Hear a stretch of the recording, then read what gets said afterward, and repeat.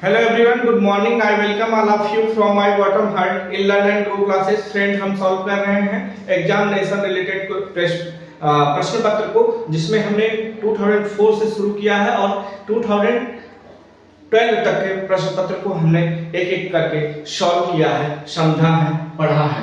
अब उस क्रम में हम आगे बढ़ते हैं तो आता है 2013 नंबर का प्रश्न पत्र, जिसमें वही करने हैं हमें जो हम पीछे करते आ रहे हैं। तो आइए देखते हैं इसके प्रोजेक्ट क्वेश्चन को क्या कह रहा है। इसको हमें वही करने हैं मित्रों जो हमें यहाँ पे दिए गए प्रश्न हैं, उन जो प्रश्न है वो अनसीक्वेंस फॉर्म में रखे गए वर्ड्स को हमें एक एक करके एक स्ट्रक्चर पे रखते हुए मीनिंगफुल सेंस देने वाले सेंटेंस में तब्दील करने हैं। तो देखते हैं कि इसमें पहला प्रश्न क्या है। लिखा है the morning good too early it is get up in. Get up एक फ्रेज होता है, वर्बल फ्रेज है, जिसका मतलब होता है उठना, और अर्ली मतलब जल्दी, जल्दी या बहुत सुबह। गुड मतलब अच्छा, और मॉर्निंग मतलब होता है सुबह। तो यहाँ पे सबसे पहले हम देखेंगे कि एज अ सब्जेक्ट हम किसको रख सकते हैं। तो इट इज रख सकते हैं, इट रखते हैं सब्जेक्ट के रूप में, और इज हेल्पिंग वर्ब के रूप में। It is good, it is good, it is good. फिर लिखेंगे हम to get up. It is good to get up.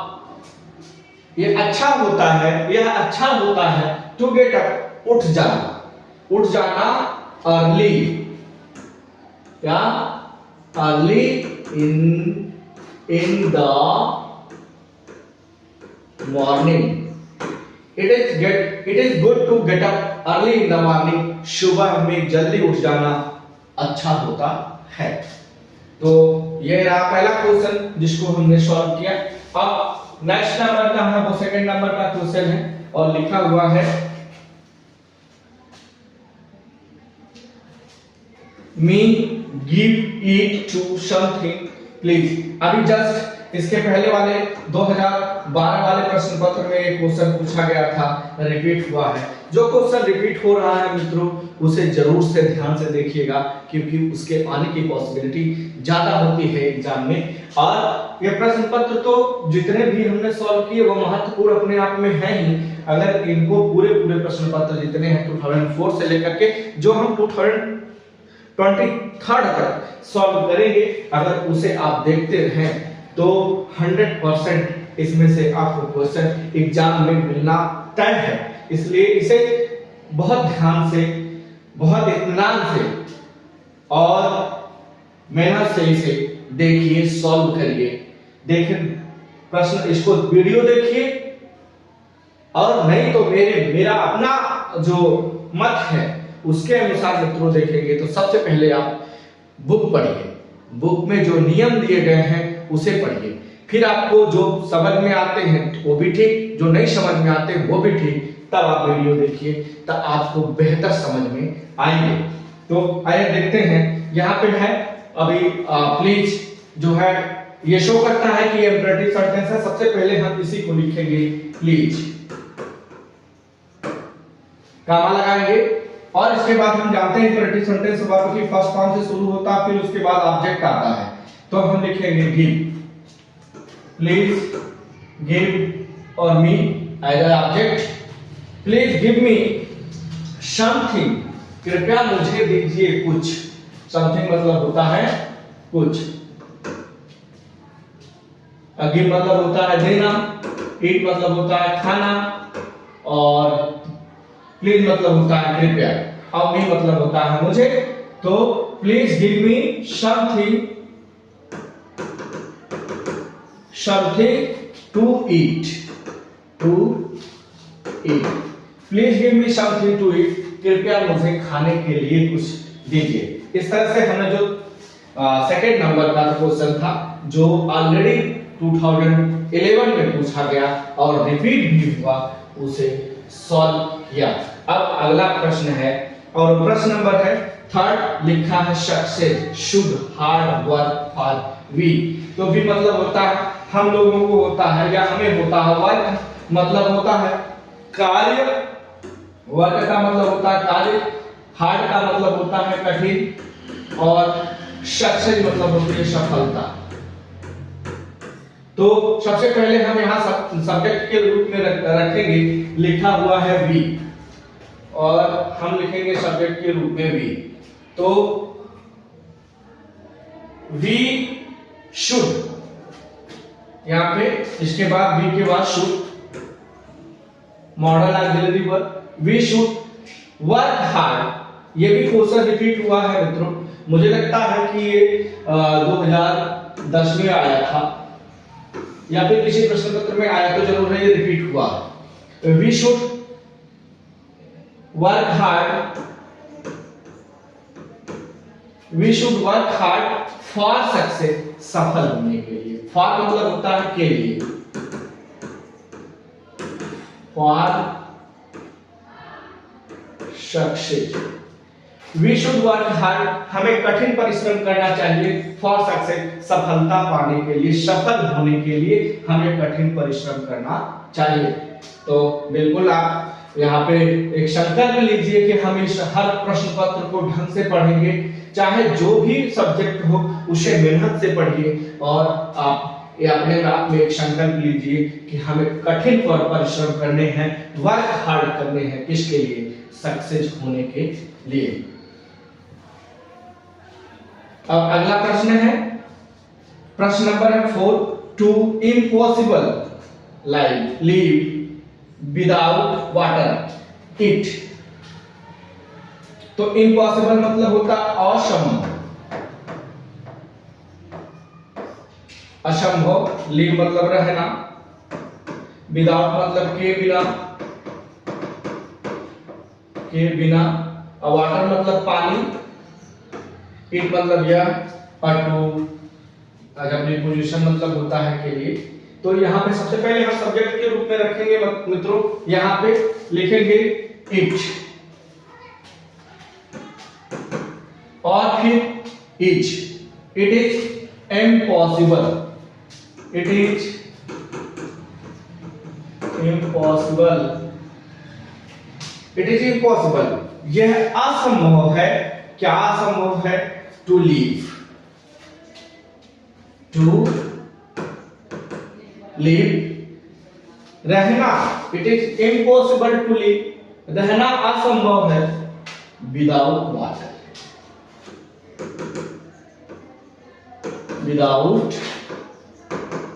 Water, it is impossible to live without water, पानी के बिना रहना असंभव है।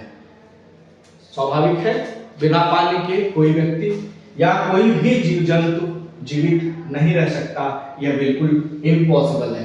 इम्पॉसिबल वर्ड एक है मित्रों, देखिए इसमें पॉसिबल भी है और इम है, तो इम का मतलब होता है, वैसे यहाँ लगता है नेगेटिव सेंस देता है, कैसा सेंस देता है? नेगेटिव सेंस देता है, बट इसको देखिए तो आई और इस एम का मतलब अगर पॉजिटिव सोचते हैं तो एम, आई एम पॉसिबल, इम मतलब क्या?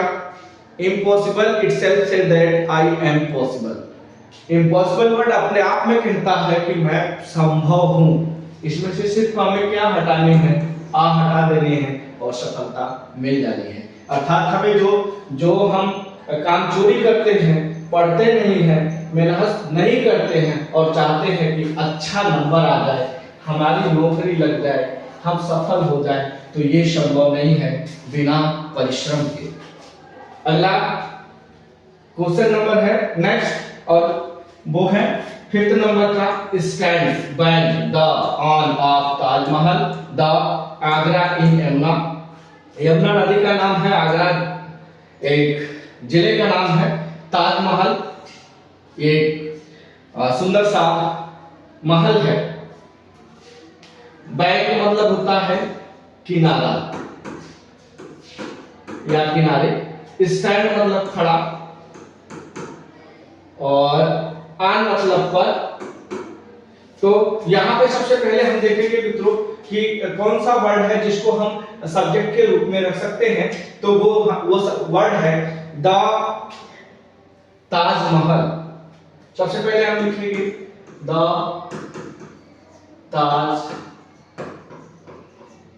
ताजमहल, और फिर ताजमहल लिखने के बाद यहाँ पे क्रिया लिखेंगे, तो क्रिया लिखी हुई है stands. The Taj Mahal stands. Taj Mahal खड़ा है, ताजमहल बना हुआ है on the bank, on the bank, on the bank of Yamuna, of Yamuna in Agra, in Agra. तो हमने क्या क्या लिख लिया है एक बार देख लेते हैं। हमने लिख लिया है मित्रों the Taj Mahal stands on the bank, फिर ऑफ यमुना इन आगरा।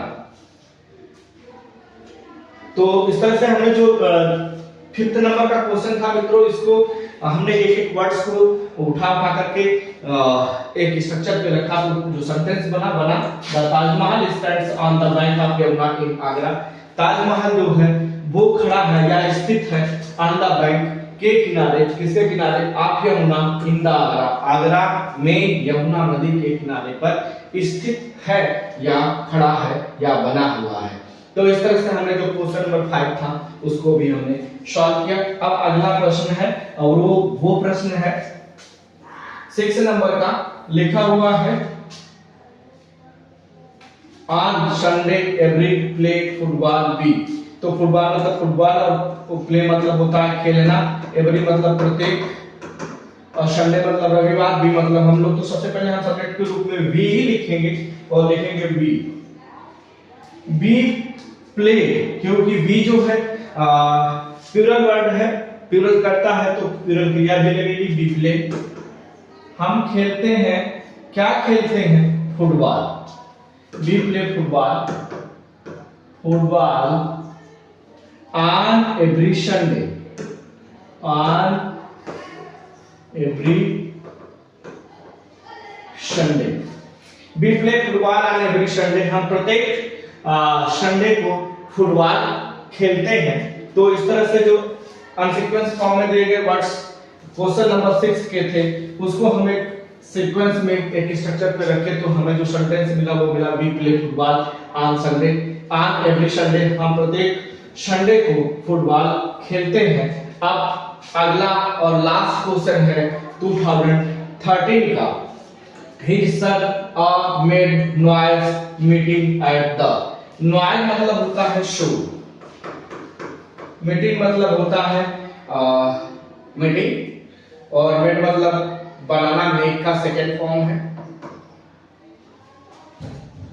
और सन मतलब होता है पुत्र। तो यहाँ पे हम सबसे पहले देखेंगे एट मतलब होता है वर्ड। यहाँ पे सबसे पहले हम मित्रों देखेंगे कि कौन सा वर्ड है जो सब्जेक्ट बन सकता है, तो वो है हिस्सा।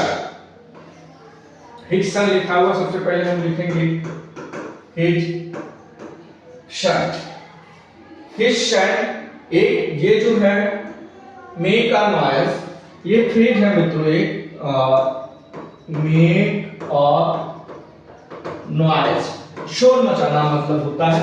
तो यहाँ हम ये इसको जो है हिस्सा मेड अ नॉइज, इसको हम वर्ब के रूप में लिखेंगे, मेड वर्ब है तो made a noise. His son made a noise at the meeting. At the meeting, उसका पुत्र शोर करता है मीटिंग में।